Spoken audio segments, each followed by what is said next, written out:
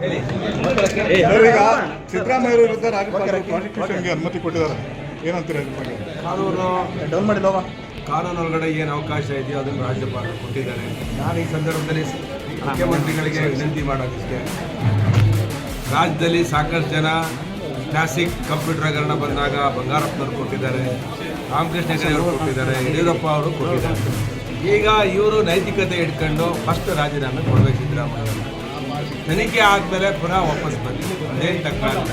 ಈಗ ವಾಲ್ಮೀಕಿ ಹಗರಣ ಇರ್ಬೋದು, ಇವರೇ ಫೈನಾನ್ಸ್ ಮಿನಿಸ್ಟ್ರು, ಇವರೇ ಡೈರೆಕ್ಷನ್ಸ್ ಕೊಟ್ಟು ಹಣ ಬಿಟ್ಕೊಂಡಿದ್ದಾರೆ. ಎರಡನೇದು ಇವತ್ತು 14 ಮೂಡಾ ಸೈಟು, ಇದು ಎಲ್ಲ ಪತ್ರಿಕೆಯಲ್ಲೂ ಕೂಡ ಬರೆದ್ರು ಸಿದ್ದರಾಮಯ್ಯನವರು. ಮೂಡಾದನ್ನ ತಕ್ಷಣ ಸಿದ್ದರಾಮಯ್ಯನವರು ವಾಪಸ್ ಕೊಡಬೇಕು 14 ಸೈಟ್ಗಳನ್ನ ಅಂತೇಳಿ. ಆದರೆ ಸಿದ್ದರಾಮಯ್ಯನವರು ಅಟಕ್ಕೆ ಇಟ್ಕೊಂಡು ಕೂತ್ಕೊಂಡಿದ್ದಾರೆ, ನಾನೇನು ತಪ್ಪು ಮಾಡಿಲ್ಲ ಅಂತೇಳಿ. ಅವ್ರು ತಪ್ಪು ಮಾಡಿಲ್ಲ ಅಂದರೆ ಅಸೆಂಬ್ಲಿಲಿ ಅವಕಾಶ ಕೊಡಬೇಕಾಯ್ತು ನಮಗೆಲ್ಲ. ನಾವೆಲ್ಲ ಪರಿಪರಿಯಾಗಿ ಕೇಳ್ಕೊಂಡು ಏನಿದೆ ಅದನ್ನು ನೀವು ಅಸೆಂಬ್ಲಿ ಅಂದರೆ ಅದು ಪವಿತ್ರ ದೇವಾಲಯ, ಅಲ್ಲಿ ನಮ್ಮ ಇದುಗಳನ್ನು ಪ್ರೆಸೆಂಟ್ ಮಾಡೋದಕ್ಕಿರುವಂಥ ಅವಕಾಶ. ಸಿದ್ದರಾಮಯ್ಯನವರು ಅಷ್ಟು ಪ್ರಾಮಾಣಿಕವಾಗಿದ್ದರೆ ಅಸೆಂಬ್ಲಿಲಿ ಅವಕಾಶ ಕೊಡಿಸಿ ಅಲ್ಲಿ ಪಲಾಯನ ಮಾಡಿ ಓಡೋದ್ರೆ, ಯಾಕೆಂದರೆ ಮರ್ಯಾದೆ ಹೋಗುತ್ತೆ, ಅದು ರೆಕಾರ್ಡ್ಗೆ ಹೋಗುತ್ತೆ, ನಾಳೆ ಸಮಸ್ಯೆ ಆಗುತ್ತೆ ನನಗೆ, ಇನ್ನು ಜೀವನ ಪರ್ಯಂತ ಅದು ಅಸೆಂಬ್ಲಿಲಿ ರೆಕಾರ್ಡ್ ಆದರೆ ಅಂತ. ಅದರಿಂದ ಅಲ್ಲಿ ಪಲಾಯನ ಮಾಡಿ ಓಡೋಗಿ ಇವತ್ತು ಗವರ್ನರ್ ಪ್ರಾಸಿಕ್ಯೂಷನ್ ಮಾಡುವಂಥ ಒಂದು ಅವಕಾಶವನ್ನು ಅವರೇ ಕೊಟ್ಟಿದ್ದಾರೆ. ಅದರಿಂದ ನಾನು ಈ ಸಂದರ್ಭದಲ್ಲಿ ವಿನಂತಿ ಮಾಡೋದಿಷ್ಟೇ, ಸಿದ್ದರಾಮಯ್ಯನವರು ಈ ಕೂಡಲೇ ರಾಜೀನಾಮೆ ಕೊಡಬೇಕು.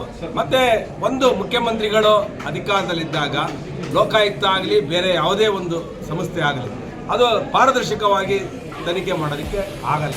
ಅದರಿಂದ ಇವರು ಕೂಡಲೇ ರಾಜೀನಾಮೆ ಕೊಡಬೇಕು, ನಿಷ್ಕಳಂಕವಾಗಿ ಈಚೆಗೆ ಬರಬೇಕು, ಪುನಃ ಅವರು ರಾಜ್ಯದ ಮುಖ್ಯಮಂತ್ರಿ ಆಗೋದಕ್ಕೆ ನಮಗೆ ಈಗ ಅವರೇನೋ ನೈತಿಕ ಹೊಣೆ ಹೊತ್ತು ರಾಜೀನಾಮೆ ಕೊಡಲಿಕ್ಕೆ ಇದು ಸುಳ್ಳು ಆರೋಪ. ಈ ರಾಜ್ಯಪಾಲರ ನಿರ್ಧಾರ ಕೂಡ ಸರಿ ಇಲ್ಲ, ಹೀಗಾಗಿ ನಾವು ಯಾವುದೇ ಕಾರಣಕ್ಕೂ ಕೊಡಲ್ಲ ಅಂತ ಹೇಳ್ತಾರೆ. ಕಳ್ಳನಿಗೆ ಕದ್ರು ಕುಂಬಳಕ ಹೆಗಲ ಮೇಲೆ ಅಂತ ಹೇಳ್ತಾರೆ. ಅದು ಸಿದ್ದರಾಮಯ್ಯನವರು ಪ್ರೆಸ್ ಮೀಟನ್ನು ನೋಡಿದೆ.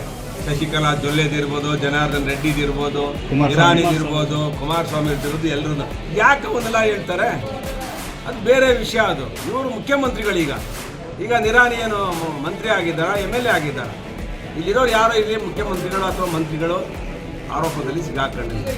ಇವರು ಮುಖ್ಯಮಂತ್ರಿಗಳಾಗಿ ಇವ್ರ ಮೇಲೆ ಪ್ರಾಸಿಕ್ಯೂಷನ್ ಕೊಟ್ಟಿದ್ದಾರೆ ಅಂದರೆ ಕಾನೂನಲ್ಲಿ ಅದಕ್ಕೆ ಅವಕಾಶ ಇದೆ, ಕೊಟ್ಟಿದ್ದಾರೆ. BJPಯವರು ಎಲ್ಲ ದೇಶದ ರಾಜಕಾರಣ ಮಾಡ್ತಾರೆ ಅಂತ ಹೇಳಿದ್ರೆ ಏನು BJP ಅಬ್ರಾಹಿಂ ಬಂದೇನು BJP ಕಾರ್ಯಕರ್ತನ? You know that which community belongs to. Kumaraswamy minister. ಅದರಿಂದ ನಾನು ಈ ಸಂದರ್ಭದಲ್ಲಿ ಇವರಿಗೆ ಸಿದ್ದರಾಮಯ್ಯನವರಿಗೆ ವಿನಂತಿ ಮಾಡ್ತೇನೆ, ದಯವಿಟ್ಟು ನೀವು ನಿಮ್ಮ ಸ್ಥಾನಕ್ಕೆ ರಾಜೀನಾಮೆ ಕೊಡಿ. ನಿಮಗೆ ಯಾವುದೇ ನೈತಿಕತೆ ಇಲ್ಲ. ಒಂದು ಸಲ ನೀವು ಕಾನೂನಲ್ಲಿ ನಿಮಗೆ ಪ್ರಾಸಿಕ್ಯೂಷನ್ ಕೊಟ್ಟ ತಕ್ಷಣ ಇದು ನೈತಿಕತೆ ಪ್ರಶ್ನೆ. ಇದು 7 ಕೋಟಿ ಜನ ನೋಡ್ತಾ ಇದ್ದಾರೆ. ನೀವು 40 ವರ್ಷ 45 ವರ್ಷ ರಾಜಕಾರಣ ಮಾಡ್ಕೊಂಬಂದವರು, ನಾನು ಯಾವತ್ತೂ ಕಪ್ಪು ಚುಕ್ಕೆ ಇಲ್ಲ ಅಂತ ಹೇಳಿದಂಥವ್ರು ಇವತ್ತಿನ ಮೇಲೆ ಕಪ್ಪು ಚುಕ್ಕೆ ಬಂದಿದೆ. ಕಪ್ಪು ಚುಕ್ಕೆ ಬಂದಾಗ ಏನು ಮಾಡಬೇಕು ಸಿದ್ದರಾಮಯ್ಯನವರು? ಅದರಿಂದ ನಿಷ್ಕಳಂಕವಾಗಿ ಈಚೆಗೆ ಬರಬೇಕು. ಅದರಿಂದ ಈ ಸಂದರ್ಭದಲ್ಲಿ ಅವರು ರಾಜೀನಾಮೆ ಕೊಡೋದು ಸೂಕ್ತ ಅಂತೇಳಿ ನನ್ನ ಅಭಿಪ್ರಾಯ. ಕೊಡ್ತಾರೆ ಅನ್ನೋ ವಿಶ್ವಾಸ ಇದೆ ಸರ್? 100ಕ್ಕೆ 100 ಕಾಂಗ್ರೆಸ್ನವ್ರು ಕೊಡಿಸ್ತಾರೆ. ನೋಡ್ತಾ ಇರಿ, ಯಾರು ಸರ್? ನೋಡ್ತಾ ಇರಿ, ಎಲ್ಲಿ ಅಲ್ಲಿ ಯುದ್ಧ ಸ್ಟಾರ್ಟ್ ಆಗಿದೆ. ಇವತ್ತು ಇದು ಸಾರ್ವಜನಿಕರ ಕಚೇರಿ, ಇದು ಸೋಮಣ್ಣವ್ರಿಗೆ ಏನು ಮನೆ ಕೊಟ್ಟಿರೋದಲ್ಲ, ಇದು ಸಾರ್ವಜನಿಕವಾಗಿ ಜಿಲ್ಲೆಯ ಅಭಿವೃದ್ಧಿ ಆಗಲಿ ಅಂತೇಳಿ ಒಂದು ಹಾರ್ಟ್ ಆಫ್ ದ ಸಿಟಿ ಒಳಗಡೆ ಕೊಟ್ಟಿದ್ದಾರೆ.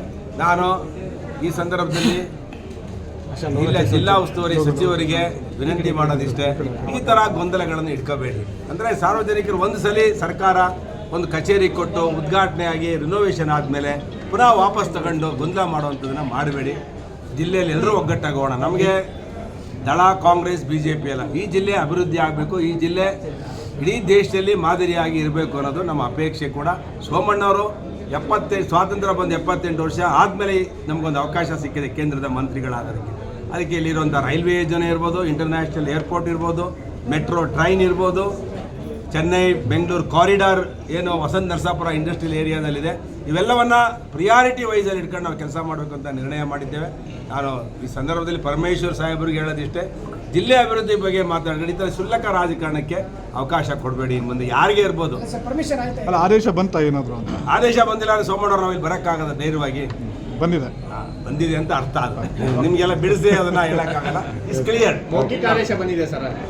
100ಕ್ಕೆ 100 ಇದು ಸೋಮಣ್ಣವ್ರ ಕಾರ್ಯಾಲಯ.